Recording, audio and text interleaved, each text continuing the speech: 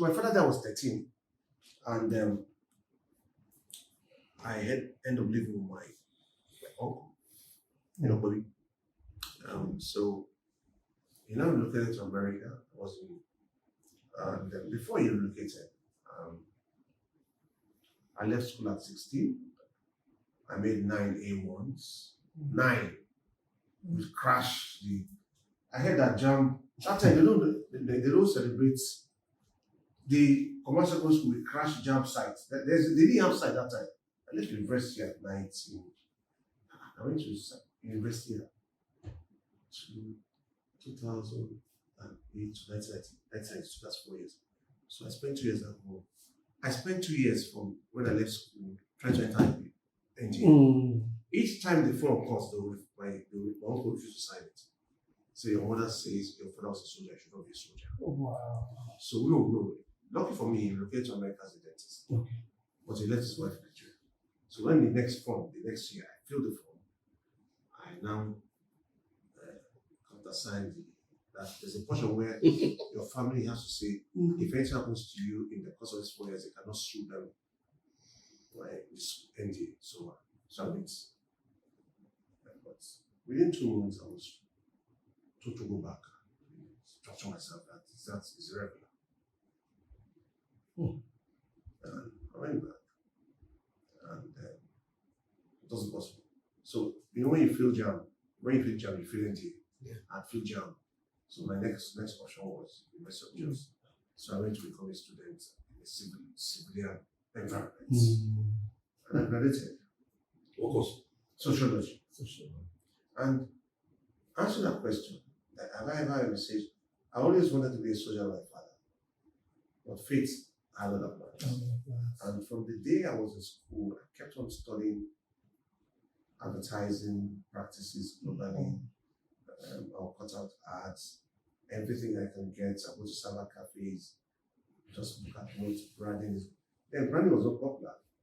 I would look at advertising, look at branding, keep on taking my notes. So yes, I at a point, since I couldn't become a soldier, I was meant to study economics at Nigerian Defense Academy. But I read sociology because that was the course I feel as a backup. And I didn't want to waste time changing course. Get out and go and do other things. Just graduate first. So when I left, the first opportunity to get a job was being an air host in airlifting. I did that job for like 3 months. Came back. They gave me a permanent assignment. I refused. I said I want to be on ground. My idea is not to be in an aircraft permanently because I saw the lifestyle involved. And I didn't like it. And so I started looking for a job. So remains history, and I got the first job in June. And in Dolphin, I worked there. From there, I met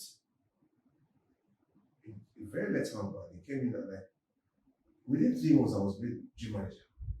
But I was now doing a lot of marketing of that gym to a lot of banks. So I was doing corporate marketing. And I met a lot of bank MDs, CEOs at a young age. So, and then from there, I decided. So I now met this man who came to register just to look. I committed to do the highest gold. After he just leave his cards, come to my office. I don't think you should be this Jew. I said, no, I'm okay. I said, come, Papa, no. We're in Dolphin. I was sitting in Antonio, and I had one rickety car that between Anthony from Anthony to Bagada, I have to buy 2 engine oil because the engine is gone. So all the mechanics, they knew me. They will keep black oil for me, and I know. Black oil. That is oil roof for that car. From other car. 50 naira per gallon. We'll rock it. So I rocked that car to Ababa for that meeting. Are you cold? You're whispering. There you go. Good. Okay, you're sweating. No, I'm okay. I'm cool. Okay, I know. I noticed that you're coming out. So I rocked it and went. And from there, he took me to Mary Sagi and Co. Mary Sagi, not SYU. No. Baby left SYU. They were still on that same road on Boma Road. Okay. He had just left SYU. He's the S. Okay. He left and set up Bank Police Sagi. That's So from that day, I resumed the next one, mm. and that began the journey. And I combined both advertising and gym at the point. More. Then while I was still working there, I got a job from the late Major and to go and set up a gym with Ori. I took leave of vacation from here, leave of vacation from the gym. I went to another spent 6 months. Set it up, made good money. From there, I went to get married, came back, and resumed back in the agency. But I always knew that advertising the process was not the right way. Because what advertising tells us was you are focusing more on the external, not the internal. I was interested in what's the process that goes before this thing comes out.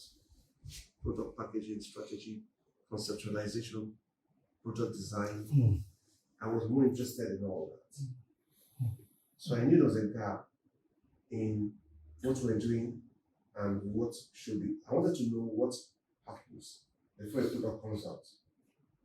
How does the product evolve before it enters a billboard? That was always fascinating me. So immediately I was ready, I went to school, I came back.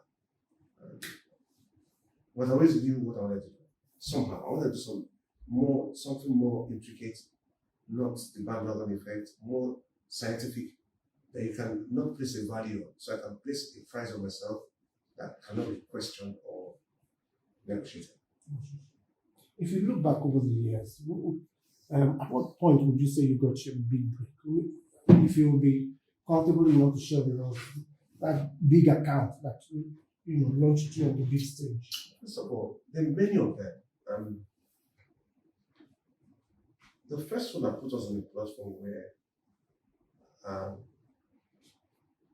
and it's very small, but it was our biggest money then before the big ones came. They are called Nelson and Moore. That's what they're doing. Bruno Mali set of shoes. Their names again. Bruno Mali, Nelson and Moore. Nelson.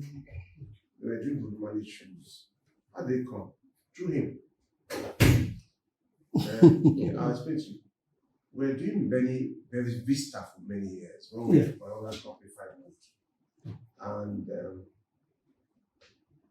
And these guys came, I think they went to Suraya Honesty, and she told them, Charles will not work for you, he works exclusively. We're small, though. Meanwhile, the money was not good, though. See, but when you're starting small, when you have values, people respect you. So Benny respected that, and then Susan, I'm not told Susan, I'm working exclusive for anybody. But Susan just told them that Charles, so she called me. So after that, you do exclusive for Bevista. So you know my number, I beg. So Sheridan called me, and that was the first one. We now did a 6-page ad in this day. They messed it up. Now they ran it.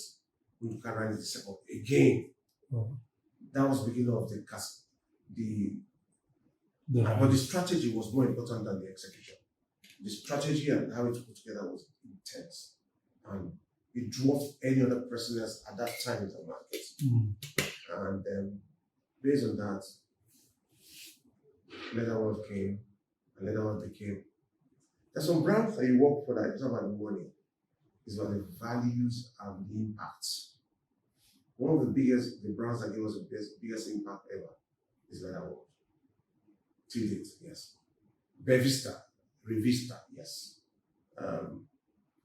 And then from there, all the other brands kept on coming. And then Chartered Bank came. Then we entered the banking sector. From there, we did 14 banks. That's massive. So the most exciting one for us, then they have different. It's okay. GT Bank came with a different flavor, but the most challenging one was Afribank, because they were in the court of public opinion. They are in court over shares. Who owns these shares? And how much we successful. It was successful, and we wanted to raise 17. They raised 37 billion. So and everything else. But another exciting one is Customer State. Very exciting.